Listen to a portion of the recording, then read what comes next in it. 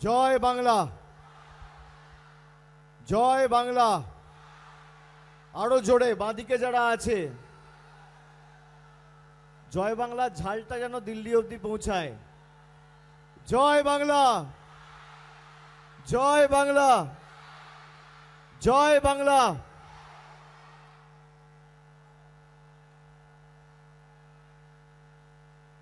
সভামঞ্চে উপস্থিত তৃণমূল কংগ্রেসের জোড়াফুলের দুই প্রার্থী, যাদের সমর্থনে আজকের এই বিশাল জনসভা।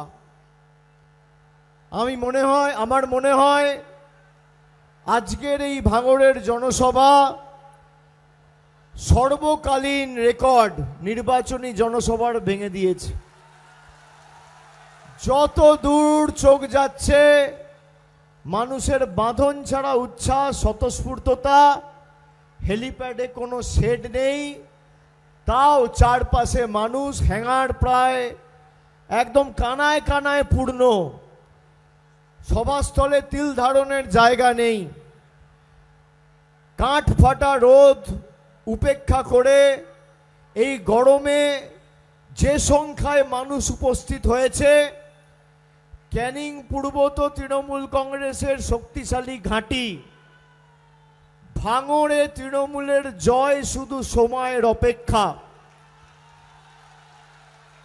আমি ভাঙড়বাসীকে আমার প্রণাম, সালাম, কৃতজ্ঞতা জানাই, যাদের সমর্থনে আজকে আমাদের এই সভা।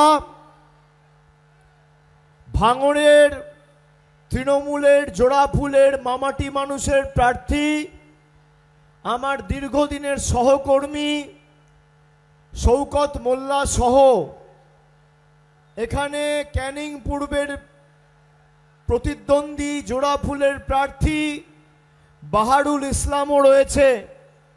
তৃণমূলের দুই প্রার্থী, যাদের সমর্থনে এই সভা। আমি তাদের সহ ভাঙড় এবং ক্যানিং পূর্বের যে নেতৃত্ব রয়েছে, ক্যানিং 2, ভাঙড় 1, ভাঙড় 2, দলীয় পদাধিকারী, সর্বস্তরের নির্বাচিত জনপ্রতিনিধি, আমি সকলকে আমার কৃতজ্ঞতা জানাচ্ছি, প্রণাম জানাচ্ছি।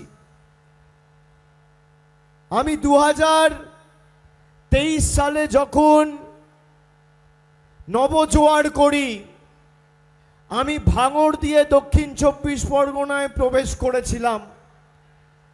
2024-এ সায়নী ঘোষের সমর্থনে আপনাদের কাছে এসে আবেদন রেখেছিলাম। 2021 সালে ভাঙড়ে প্রচার করতে আমি আসিনি। 2023-এ 24-এ যখনই এসছি, আপনারা কখনো আমাকে খালি হাতে ফেরাননি।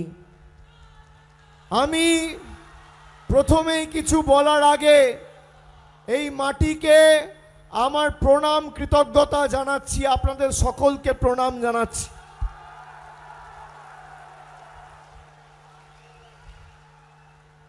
আমরা ভাঙার,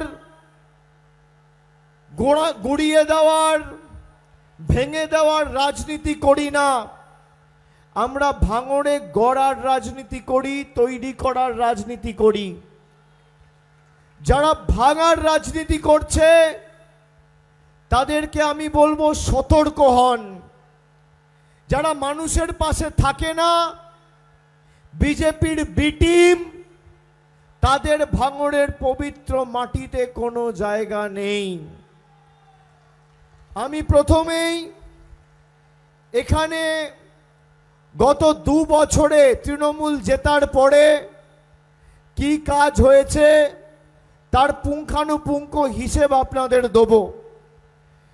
এখানে 2021 সালে আমরা হয়তো আশানুরূপ বা প্রত্যাশিত ফল করতে পারিনি, কিন্তু 2024-এ তৃণমূলের প্রার্থী প্রায় 87,000-এর ব্যবধানে এই ভাঙড়ের মাটি থেকে জিতেছিল। জয়ের ব্যবধান বাড়ানোর লড়াই ক্যানিং পূর্ব পশ্চিমের সাথে এবার ভাঙড়েও জোড়া ফুলকে আবার ফোটাতে হবে, উন্নয়ন যাতে বাধাপ্রাপ্ত না হয়। আমরা কি কাজ করেছি তার হিসেব তো আমি নিয়ে এসেছি, কিন্তু আমি তার আগে বলি, যারা আদর্শ নিয়ে কথা বলে, যারা নিজেদের পীরজাদা হিসেবে দাবি করে, আমার এখানে আস্তে আস্তে মনে পড়ছিল 2023-এর পঞ্চায়েত নির্বাচনে আইএসএফের একজন কর্মী নিহত হয়েছিল। প্রধান অভিযুক্তর নাম ছিল আরাবুল ইসলাম। আজকে সেই আদর্শ জলাঞ্জলি দিয়ে তথাকথিত পীরজাদা আরাবুল ইসলামকে ক্যানিং পূর্বের প্রার্থী করেছে। এই হচ্ছে আইএসএফের আসল চেহারা। আমার এখনো মনে আছে, 2.5-3 বছর হয়নি, আইএসএফের কর্মীরা যারা এই বিজেপির বি টিম মির্জাফর গদ্দারদের হয়ে মাঠে ময়দানে লড়াই করেছিলেন, যাদের হাতে আইএসএফের কর্মী নিহত হয়েছিল, সে আজকে আইএসএফের নেতা। এই হচ্ছে পীরজাদার আদর্শ, এই হচ্ছে তাদের মূল মন্ত্র। তৃণমূল আদর্শ থেকে বিচ্যুত হয়নি। এখানে ভাঙড়ে আমাদের সরকার ক্ষমতায় আসার পর প্রায় 52 কোটি টাকা খরচ করে ক্যানিংয়ে মাতলা নদীর উপর মৌখালি সেতু তৈরি করেছে। স্বাধীনতার পর প্রথম ক্যানিং 1 নম্বর ব্লকের সাথে 2 নম্বর ব্লকের যোগাযোগ স্থাপন হয়েছে এই সেতুর মাধ্যমে। মৌখালি সেতু নয়া পর্যটন কেন্দ্রে পরিণত হয়েছে। 2025 সালের শুরুর দিকে 90 লক্ষ টাকা ব্যয় করে সেতুকে ঘিরে আলোকসজ্জার ব্যবস্থাপনাও করা হয়েছে। ক্যানিং 2 নম্বর ব্লক ঘুটিয়ারি শরীফ ব্লকের প্রাথমিক স্বাস্থ্য কেন্দ্রের পরিকাঠামো উন্নত হয়েছে। এখন প্রসূতিদের জন্য বিশেষ দেখভালের ব্যবস্থাপনা থেকে শুরু করে অন্যান্য চিকিৎসা পরিষেবা আগের তুলনায় ভালো হয়েছে। নিকাশি ব্যবস্থার ক্ষেত্রে ভাঙড় 1 নম্বর ব্লক, বদরা, চন্দনেশ্বর 1, 2, দুর্গাপুর, শাকশহর, তদরা গ্রাম পঞ্চায়েত এবং ক্যানিং 2 নম্বর ব্লকের দেউলি 1, 2 সহ কালিকাতলা, সারেঙ্গাবাদ সহ তাম্বুলদহের মতো এলাকায় বিভিন্ন শাখায় খাল এবং নিকাশি নালা সংস্কারের কাজ হয়েছে। ভাঙড় 1 নম্বর ব্লকের 9টি পঞ্চায়েত এবং 2 নম্বর ব্লকের যে সমস্ত পঞ্চায়েত ছিল, প্রায় 1 লক্ষ জব কার্ড হোল্ডারের টাকা বিজেপি সরকার আটকে রেখেছিল।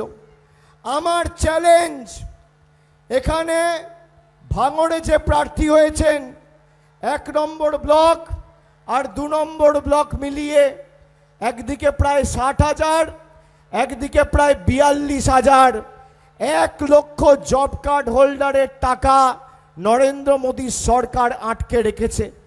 আমাকে যদি কেউ দেখাতে পারে যে গত 5 বছরে গরিব মানুষের বাড়ির টাকা বন্ধ, কেন্দ্র সরকারের প্রকল্প 100 দিনের টাকা বন্ধ, একদিন নওশাদ সিদ্দিকী একটা সাংবাদিক বৈঠক করে নরেন্দ্র মোদী আর অমিত শাহর বাব্যাপান্ত করেছে, আমি রাজনীতি ছেড়ে দেবো, রাজনীতির আঙিনায় পা রাখবো না। যদি কেউ দেখাতে পারে একটা চিঠি লিখেছে কেন্দ্রের সরকারকে যে গরিব মানুষের টাকা ছেড়ে দেওয়া হোক, আমি তৃণমূলের হয়ে ভোট চাইতে আসবো না। আমার চ্যালেঞ্জ, আমি আপনাদের কথা দিয়ে যাচ্ছি, আপনারা 2024 সালে তৃণমূলকে জিতিয়েছেন তো? গত 2 বছরে 32 ৩০,০০০ গরিব মানুষকে বাড়ি দিয়েছে মামাটি মানুষের সরকার 2 বছরে। গত 2 বছরে এখানে ভাঙড় এবং ক্যানিং পশ্চিমে, ভাঙড়ে ২১,০০০, ক্যানিং পূর্বে ১৫,০০০ যুবক যুবতী প্রতি মাসে যুব সাথীর টাকা পাচ্ছে। গ্রামীণ রাস্তা ভাঙড়ের ক্ষেত্রে প্রায় ৪৪ কোটি আর ক্যানিং পূর্বের ক্ষেত্রে ৭২ কোটি টাকার গ্রামীণ রাস্তা আমাদের সরকার তৈরি করেছে। আমার সাথে এই জেলার মায়েদের ভাইদের, বিশেষ করে যুব সমাজের প্রতিনিধি, তরুণ তুর্কি যুবক ভাইয়েরা যারা আছো, তোমরা আমাদের সহকর্মী। আমি এই জেলার সাংসদ, দক্ষিণ ২৪ পরগনা আমার কর্মভূমি। দক্ষিণ কলকাতা যদি আমার জন্মভূমি হয়, দক্ষিণ ২৪ পরগনা আমার কর্মভূমি। আমি ডায়মন্ড হারবার আর ভাঙড়ের মধ্যে কোনো পার্থক্য দেখি না। আমি তোমাদের অনুরোধ করব যে এবার কোনো রকম ভাঁওতাবাজিতে পা দেবে না।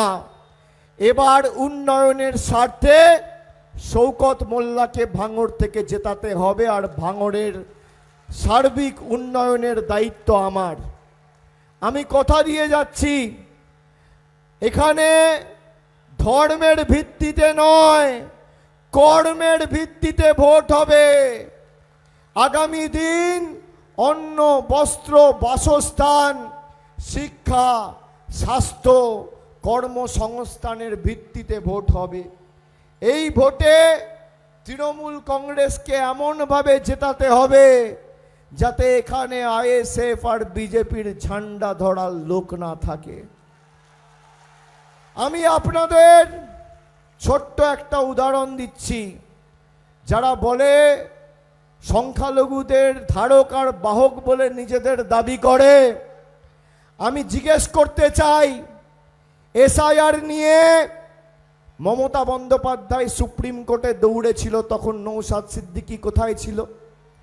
যখন মাঠে ময়দানে তৃণমূল কংগ্রেস লড়াই করছিল, নওশাদ সিদ্দিকী কোথায় ছিল? অমিত শাহকে যেই সিআরপিএফ পাহারা দেয়, কোন ডিলের কারণে সেই সিআরপিএফ নওশাদ সিদ্দিকীকে পাহারা দেয়? জবাব আছে। রাজ্যের মুখ্যমন্ত্রী মমতা বন্দ্যোপাধ্যায় 3 বারের মুখ্যমন্ত্রী, 7 বারের সাংসদ, 4 বারের কেন্দ্রীয় মন্ত্রী, তাকে পাহারা দিচ্ছে রাজ্যের পুলিশ। আমাদের সুরক্ষা দেয় রাজ্যের পুলিশ, আর হুমায়ুন কবির আর নওশাদ সিদ্দিকীকে পাহারা দেয় অমিত শাহ সিআরপিএফ। কেন? ডিলটা কি? সংখ্যালঘু ভাইদের উপর যা অত্যাচার বিজেপি করেছে, যদি এতটুকু মনুষ্যত্ব আর বিবেকবোধ থাকে, ওই সিআরপিএফ এর নিরাপত্তা রক্ষীগুলোকে ছেড়ে ভাঙড়ে ঢোকো। আগামী দিন দরকার হলে রাজ্য সরকার তোমাকে সুরক্ষা দেবে, দায়িত্ব আমি নিচ্ছি। চ্যালেঞ্জ আমার। ডিলটা কি? সাধারণ মানুষ লাইনে, আর অমিত শাহর পুলিশ নওশাদ সিদ্দিকীকে পাহারা দিচ্ছে। ডিলটা কি? আমি আপনাদের আবার একটা উদাহরণ দিচ্ছি। সিপিএম আর আইএসএফ এর জোট হয়েছে, কি হয়েছে কি না? হয়েছে কি না? জোরে বলতে হবে, হয়েছে কি না? হয়েছে। সিপিএম আর আইএসএফ এর জোট হয়েছে। সংখ্যালঘুদের পাকিস্তানি কে বলে? কে বলে?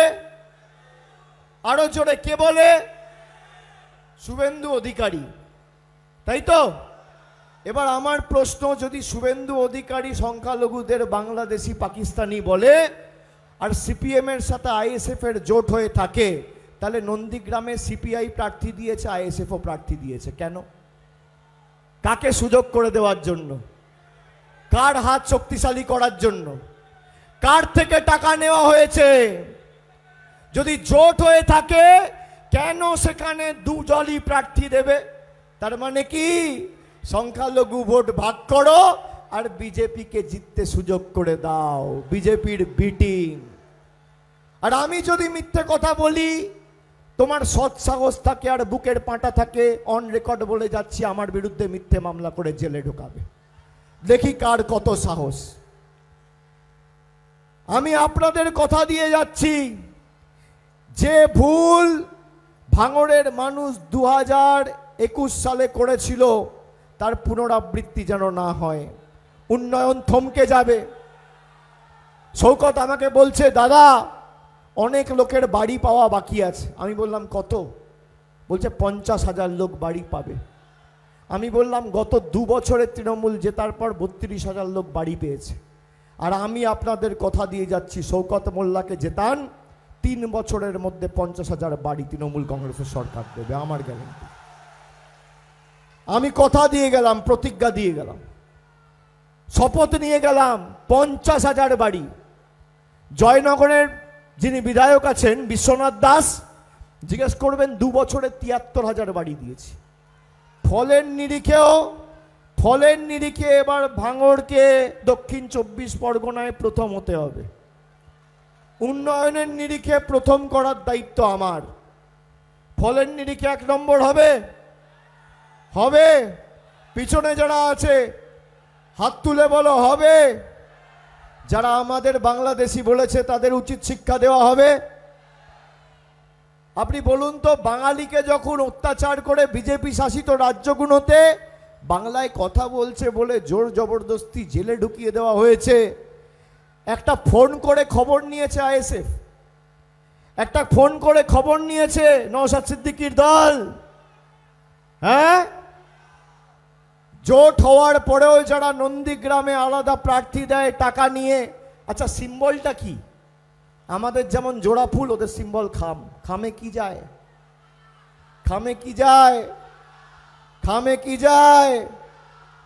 তা খামে করে টাকা গেছিল বলেই কি নন্দীগ্রামে প্রার্থী নওশাদ বাবু? কি আমি ঠিক বলছি না ভুল? তৃণমূল কংগ্রেস আর যাই হোক মানুষের আবেগের সাথে কোনোদিন বেইমানি করেনি। বুক চিতিয়ে বিজেপির বিরুদ্ধে যদি কেউ লড়াই করে, একমাত্র তৃণমূল কংগ্রেস করেছে। হুমায়ুন কবির বলছে 1,000 কোটি টাকা আমাকে বিজেপি দেবে, আমি সব ভোট ভাগ করে দেবো। দেখেছেন সে ভিডিও? দেখেছেন? এদেরও অনেক কিছু আসবে সামনে, আগামী দিনে জনসমক্ষে আসবে, প্রকৃত স্বরূপ উন্মোচিত হবে, বেশি দেরি নেই। মানুষকে বলবো ভুল পথে যাবে না, তৃণমূল কংগ্রেসের পাশে থাকো। বিজেপি যদি আগামী দিন এতটুকু সুযোগ পায়, বাংলাকে জ্বালিয়ে দেবে এরা। আজকে তো লাইনে দাঁড় করাচ্ছে, কালকে বলবে বাড়ি থেকে বেরোলে বিজেপির পারমিশন নিয়ে বেরোতে হবে। আমি আপনাদের কথা দিয়ে যাচ্ছি, যারা ভোটার কার্ড নিয়ে চিন্তায় আছেন, সব নথি থাকার পরেও যে ভোটার কার্ডে আমার নাম, ভোটার তালিকায় আমার নাম উঠবে কিনা, আমি কথা দিয়ে যাচ্ছি তৃণমূলের সরকার 4 মে তৈরি হবে, 1 মাসের মধ্যে ভোটার তালিকায় আপনাদের সকলের নাম উঠবে। আমাদের শপথ, আপনারা নিশ্চিন্তে থাকুন। আগামী 29 তারিখ গরম বেশি পড়লেও, ঝড় জল বৃষ্টি হলেও লাইনে দাঁড়িয়ে ভোটটা দিতে হবে। জোড়া ফুলে ভোট মানে বিজেপি বাংলা বিরোধী আর জমিদারদের জামানত বাজেয়াপ্ত।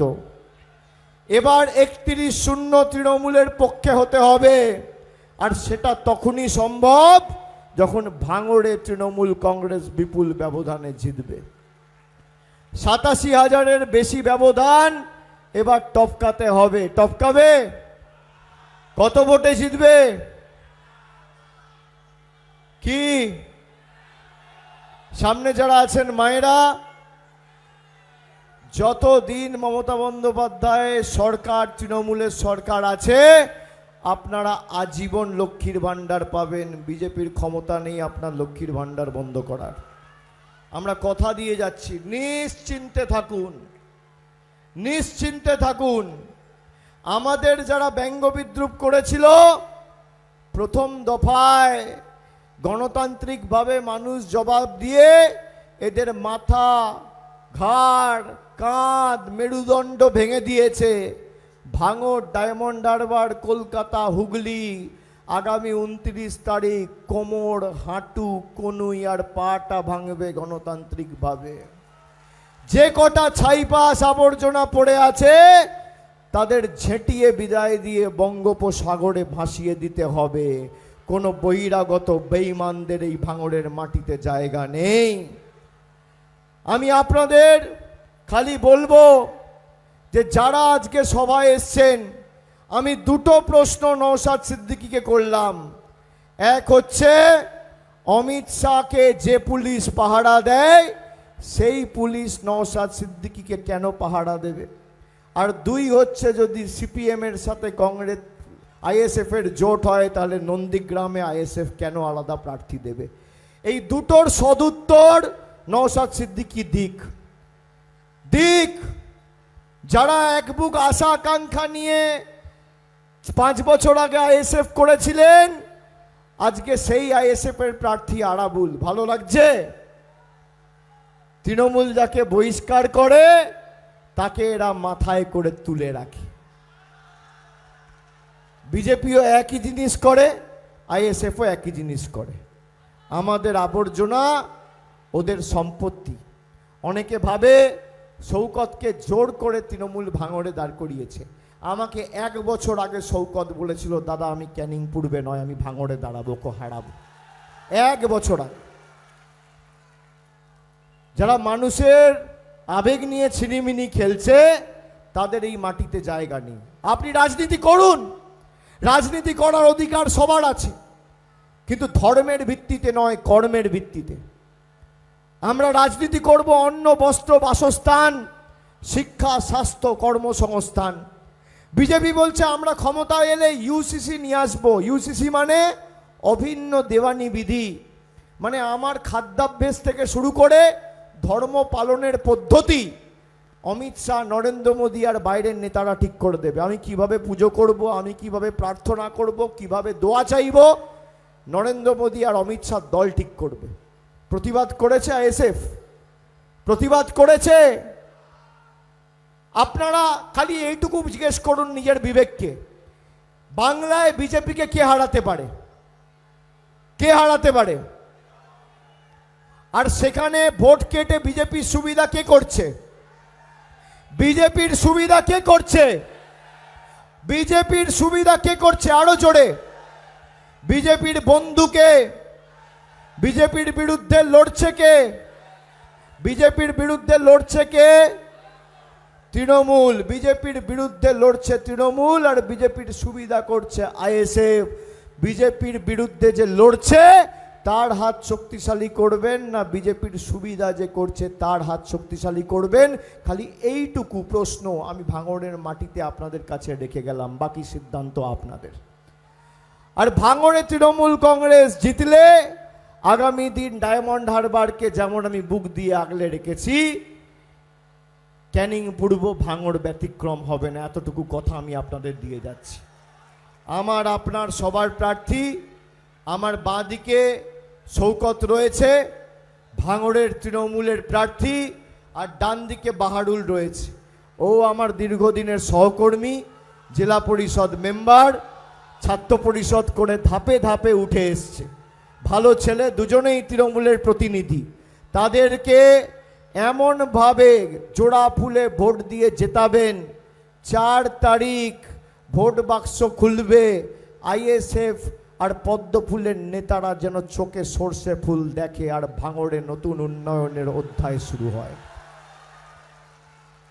জেতাবেন তো? কথা দিচ্ছেন? কথা দিচ্ছেন? আগামী 3-5 বছর না, 3 বছরের মধ্যে যত বাড়ি দরকার আমি লড়াই করে দেবো, বার করে দেবো, যার বাড়ি যেখানে দরকার। গ্রামীণ রাস্তা আমি করে দেবো। 12 বছরে ডায়মন্ড হারবারে 6200 কোটি টাকার কাজ করেছি। ভারতবর্ষের প্রধানমন্ত্রী নিজের লোকসভায় করে দেখাতে পারেন। আর যেমন ডায়মন্ড হারবারে সেবাশ্রয় হয়েছে, আমি শৌকতকে অনুরোধ করব ভাঙড়েও সেবাশ্রয় করতে হবে। আমার যা সহযোগিতা লাগবে আমি করব। ভাড়ুলো আছে, ও যদি করতে চায় আমার সীমাবদ্ধ সামর্থ্য সহযোগিতা অনুযায়ী আমি সহযোগিতা করব। আমি সকলকে আরেকবার কৃতজ্ঞতা, প্রণাম, শুভেচ্ছা, সালাম জানিয়ে আমার বক্তব্য শেষ করছি। অনেক কর্মসূচি আছে আজকে, আপনাদের থেকে আজকে ছুটি নিচ্ছি। 4 তারিখ আবার যদি সুযোগ হয়, 4 তারিখ তো আসতে পারবো না, কিন্তু আসবো খুব শীঘ্রই, আপনাদের সাথে সবুজ আবির খেলতে আসবো, মিলিত হতে আসবো, ভাঙড়ের মাটিতে আসবো। আমার এই মাটি কর্মভূমি, আমি আপনাদের সাথে খুব শীঘ্রই এসে মিলিত হব, কথা দিয়ে গেলাম। জয় হিন্দ, বন্দে মাতারাম, তৃণমূল কংগ্রেস জিন্দাবাদ, মামাটি মানুষ জিন্দাবাদ। জয় বাংলা, জয় বাংলা, জয় বাংলা।